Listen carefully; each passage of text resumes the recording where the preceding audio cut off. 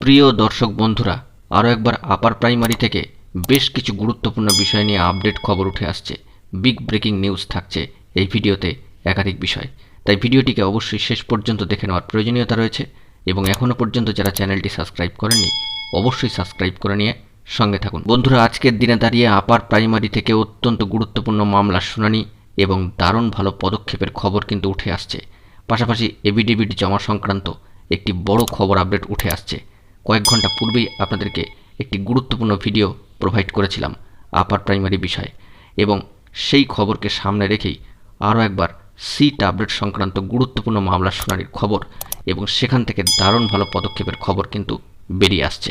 ইতিমধ্যেই বন্ধুরা, আমরা সকলেই জানি যে আপার প্রাইমারি শিক্ষক নিয়োগ সংক্রান্ত বেশ কিছু গুরুত্বপূর্ণ মামলা মহামান্য কলকাতা হাইকোর্টের সিঙ্গেল বেঞ্চ এবং ডিভিশন বেঞ্চে কিন্তু রয়েছে এবং সেইগুলি সমস্তই বিচার্য বিষয়। সিঙ্গেল বেঞ্চে রয়েছে গুরুত্বপূর্ণ সিট আপডেট সংক্রান্ত মামলা, যার শুনানি আজকে হয়েছে এবং সেখান থেকে বড় খবর উঠে আসছে।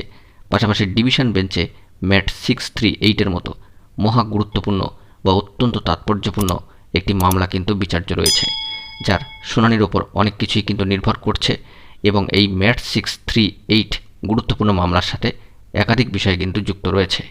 বন্ধুরা, যে খবরটি উঠে আসছে এক্ষেত্রে যে সিঙ্গেল বেঞ্চের রায়দান আপাতত স্থগিত রাখা হয়েছে এবং সম্মানীয় বিচারপতি সমস্ত দিক বিবেচনা করে সমস্ত খুঁটিনাটি তথ্যগুলিকে সংগ্রহ করে রাখছেন বা সংগ্রহ কিন্তু করা হচ্ছে। এখানে সবথেকে দারুণ ভালো পদক্ষেপ এটাই যে বিভিন্ন তথ্যের উপর বা যাবতীয় তথ্যাদির উপর নির্ভর করে বা ভিত্তি করে যদি মহামান্য কলকাতা হাইকোর্টের ডিভিশন বেঞ্চের তরফ থেকে সিট আপডেট সংক্রান্ত গুরুত্বপূর্ণ বিষয়ে রায়দান করা হয়, তবে আপাতত সিঙ্গেল বেঞ্চের রায়কে স্থগিত রাখা হচ্ছে এর উপর নির্ভর করে।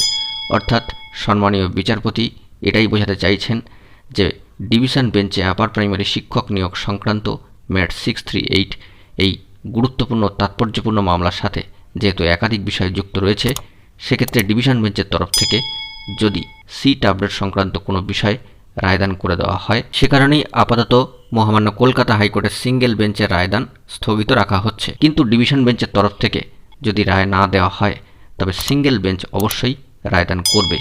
অত্যন্ত গুরুত্বপূর্ণ খবর।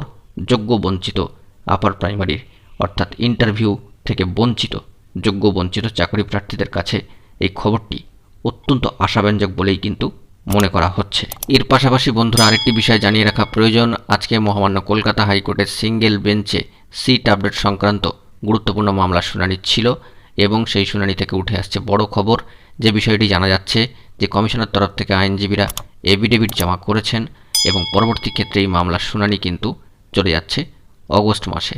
অর্থাৎ আপডেটেড শূন্য পদের হিসাব চেয়ে যে এফিডেভিট বা হলফনামা জমা করার কথা বলা হয়েছিল সেটি কিন্তু জমা পড়েছে এবং এই সংক্রান্ত গুরুত্বপূর্ণ মামলার শুনানি সম্ভবত অগস্ট মাসেই কিন্তু চলে যাচ্ছে। তবে সকলেই কিন্তু তাকিয়ে রয়েছেন আগত আপার প্রাইমারি শিক্ষক নিয়োগ সংক্রান্ত ম্যাট 638 এই গুরুত্বপূর্ণ মামলার শুনানির দিকেই। দেখা যাক বন্ধুরা সেখান থেকে কি তাৎপর্যপূর্ণ খবর আপডেট উঠে আসে। বন্ধুরা, এখন এটুকুই। সকলে ভালো থাকবেন এবং এখনই চ্যানেলটিকে সাবস্ক্রাইব করে নিয়ে সঙ্গে থাকবেন। ধন্যবাদ।